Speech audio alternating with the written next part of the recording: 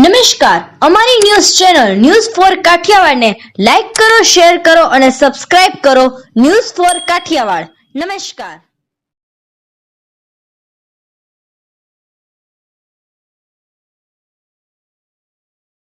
શ્રી ગુરુદત્ત મઠ કુવાડવા ખાતે ગુરુપૂર્ણિમા ઉત્સવની ઉજવણી કરવામાં આવી.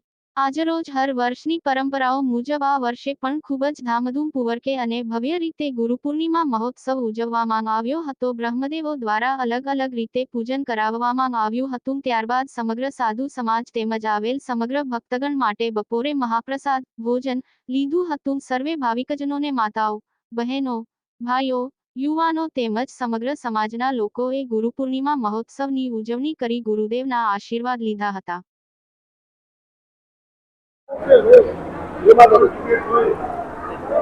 સર્વે ભક્તોને જય ગિરનારી, જય માતાજી, જય ગુરુદેવ.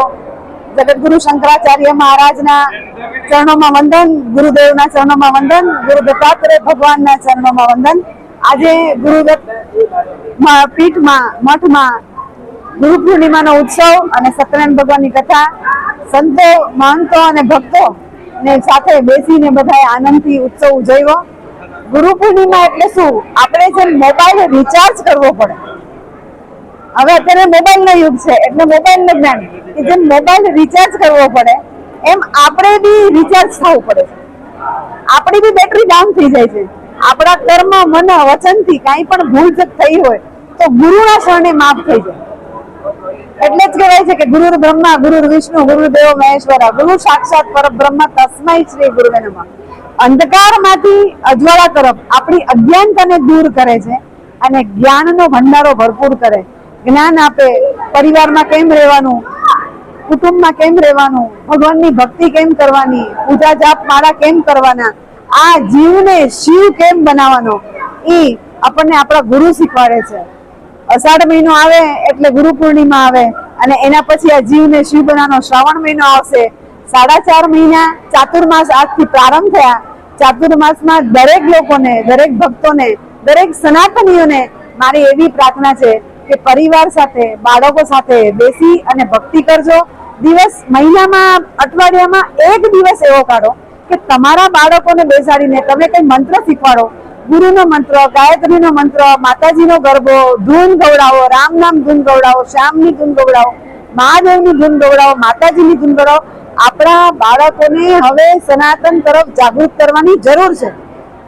નહીતર તો અમે લોકો જોઈએ છે, અમારી પાસે આવે છે ઘણા દીકરા દીકરીઓને, એવા આપણા દીકરા દીકરીઓને વિધર્મીઓ ક્યારે બદલી નાખે છે ને આ જમાનો બહુ ખરાબ આવ્યો છે.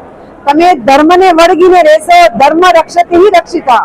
તો ધર્મને, આપણા ધર્મને છોડો નહીં, ધર્મને વળગીને રહો. આપણા ગુરુદેવને, આપણા ઈષ્ટદેવને, આપણી કુળદેવીને સદા યાદ રાખો અને કુટુંબ પરિવારમાં ભક્તિ કરો. ભક્તિ સિવાય કોઈ આપણો સુધારો નથી. એટલે સનાતન રહી અને તમારા કાર્ય કરો. એવી આજે ગુરુ પૂર્ણિમા દિવસે ગુરુદત્ત મઠથી હું દરેક પૃથ્વીવાસીઓને, તમામ પૃથ્વીવાસીઓને હું દરેક ગુરુઓના આશીર્વાદનું પ્રાર્થના કરું છું અને પૂજ્ય ગુરુદેવના ચરણોમાં વંદન કરી મારીને વિરમું છું. જય ગિરનારી, જય માતાજી, જય દ્વારકાધીશ, જય જગતગુરુ શંકરાચાર્ય મહારાજ કી. જી, આપણે આજે ગુરુદત્ત આશ્રમ કુવાડવા ખાતે જે ગુરુ પૂર્ણિમાનું અને દત્ત ભગવાનનું જે પૂજન કરવામાં આવે છે એ વિશે શું કહેશો? એવું કહેવા માંગુ છું કે આજે એક તો ગુરુ પૂર્ણિમા છે અને ગુરુ પૂર્ણિમાના પવિત્ર દિવસે આ કુવાડવા ખાતે ગુરુદત્ત મઠ ગિરનારી આશ્રમ છે અને ત્યાં આવનારા દિવસોમાં કદાચ હું એવું કહી શકું કે ભારતમાં સૌથી મોટી એવી ગુરુદત્ત ભગવાનની મૂર્તિની અહીંયા પ્રતિષ્ઠા થવાની છે.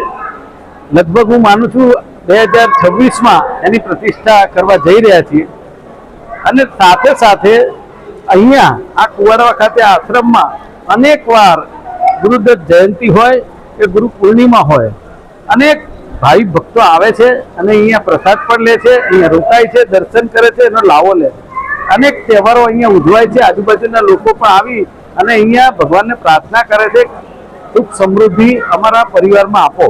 એટલે આપણે પણ એવી ભગવાનને પ્રાર્થના કરીએ કે આજના દિવસે યતિ બ્રહ્મદેવ મહારાજ અને બાલંબા દેવીએ જે આશીર્વાદ આપ્યા ભાવિક ભક્તોને, એવી જ પ્રાર્થના કરીએ છીએ ગુરુદત્ત ભગવાન અમને પણ અમારા પરિવારમાં ખૂબ સુખી રાખે અને સમૃદ્ધિ વધે એવી અમે સૌએ પ્રાર્થના કરી છે અને એ પ્રાર્થના સફળ થાય એવી અમે આશા પણ રાખીએ છીએ અને વર્ષો વર્ષ અમે આવતા રહીશું એવું પણ આજના દિવસે અમે કહીએ છીએ. એનું મહત્વ શું આપણે અને લોકો ગુરુ પૂર્ણિમા હોય કે દત્તાત્રેય જયંતિ હોય આવતા હોય છે, શું કહેશો?